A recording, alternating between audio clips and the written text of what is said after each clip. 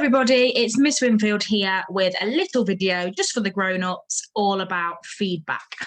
Not going to be very long, literally, 3 to 5 minutes, and we just wanted to come on and share some examples of feedback with you and the responses from both teachers responding to the child and then, the parent resubmitting the work with the adapted response. So feedback is really, really important. And obviously, if we were in normal times and the children were in school, they would be hearing feedback live in the moment throughout the day. It's not all just, sitting down with a pen at the end of the day and marking. It's actually in the moment, correcting the mistakes as they go and working on it as sort of a learning journey. So we want to continue that feedback at home because obviously we appreciate all the work that you as parents are putting in, sitting with the children and going through it with them. And, we get it. We appreciate that it can be a little bit tricky sometimes. And obviously, excuse me, frog in my throat. And obviously we do want to provide that feedback just as we normally would because we know that feedback is there to deepen the learning and further the learning itself, so progressing the child on with that piece of learning. So what I'm going to do, I'm just going to show you a couple of examples. I've got one from a maths lesson and one from an English lesson, and I'll talk you through what the point of that lesson was, and then we will identify the mistake. I'll share with you the feedback that I gave to the child, and then we will just take a quick look at their response. So if we start by looking at this maths piece of writing, sorry, not maths piece of writing. What am I talking about? This maths piece of work. Okay. The purpose of this lesson was to explore greater than and less than. We were comparing numbers. So, for example, looking at the number 12, we know that 12 is greater than 11. But you might have spotted a similar mistake to what I spotted, that the symbol that has been used is the incorrect symbol, whereas actually this number sentence would read 12 is less than 11, which we know is incorrect. So my feedback in response to this piece of work was take a look at the last question, number 6, this whole question here. Make sure you've got the symbol the correct way round. Is 12 less than 11? I don't think so. Check this for me. We all make mistakes, even me. So rather than me just telling the child, you got that wrong, this is the correct answer, there's no learning involved there at all. So it's actually, it's a process and it's a partnership. So I just wanted to encourage the child to have another look for me, see if you can identify the mistake.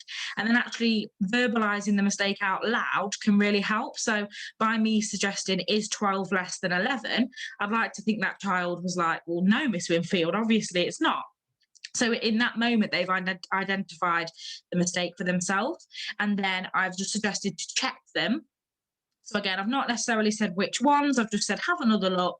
And then that keeps the ownership of that piece of work with the child. And then with the last bit, we all make mistakes, even me. It's just showing the child that it's okay to make mistakes. It's one of our Wyndham values, able to make mistakes and learn from them. As adults, we do it all the time. That's what, why I've put even me, because I think sometimes children think, teachers are perfect and they never make mistakes. Well, we all make mistakes, definitely, every single day. So that's just a bit of a, motivational boost for the child, not to get upset, not to worry, because we all make mistakes. So within about an hour of me providing that feedback, the parent had got back to me and uploaded the corrected response onto the evidence me observation.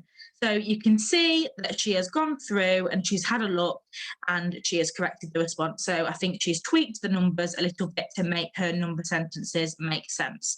So in my comment, I've put, well done for correcting this. It's an easy mistake to make. I'm very proud of you for noticing where you went wrong and fixing it. So, not only has this child corrected the one mistake that I pointed out, but she's also managed to look through the rest of the work. And I think this question, if I remember rightly, was quite an open-ended one where it just had the number and you had to sort of fill in the blanks as such. So the child had the freedom there to choose which numbers that she wanted to put in. So that's a corrected response. And I think with this example in particular, if this had just been left, this child might have sort of turned into a bit of a misconception for that child, and she might have genuinely thought that that's the sort of correct symbol to use. So I think by jumping in there quickly and just getting that child to sit back, reflect, reassess, we've prevented that from being a barrier to her learning. So, we've given a bit of praise in the comments, and just, outlining it's an easy mistake to make. Really proud of you for noticing and fixing it. And when you do upload the responses to feedback, please do, put them on the same observation. So I know that this child's parent, this was the original observation, and then was on the same sort of thread. She uploaded this for me as well. So it shows that literally within one observation, we've had the original piece of work, feedback from me as the teacher, and then the adaptation from the child. So it's all together as part of her learning journey. So if we look at an English example, this is one that Miss Khan had been looking at this week. So this, again, for a child in my class, whilst I was teaching in school, Miss Khan was managing all of the evidence me. And I can see here that we've got some praise for this child. So Miss Khan has written, "Well done. I can see that you really practiced your spellings and even wrote a simple sentence using one of the words." So within, I've just snipped these bits for the purpose of this video, but there was a whole A4 sheet there, and that's where this praise has come from. And then the next comment, Miss Khan has just said to ensure lowercase letters sit on the line. For example, formation of the E. So she's not just left it as ensure lowercase letters sit on the line. She's actually outlined an example for that child. And we can see that, from the work, from the snippets of the work here, we can see that that letter E is just going below the line when it should be sitting on the line. So again, this feedback will work in the same response, whether it's English, maths, wonder, handwriting, phonics, it will come across from all subjects. So the next step comment was to ensure lowercase letters sit on the line. So again, within about, I don't know how long this one was, because like I said, I didn't do it personally, but I can see from all the evidence that within that day, this child had responded to the feedback, and he had actually been practicing forming those letters.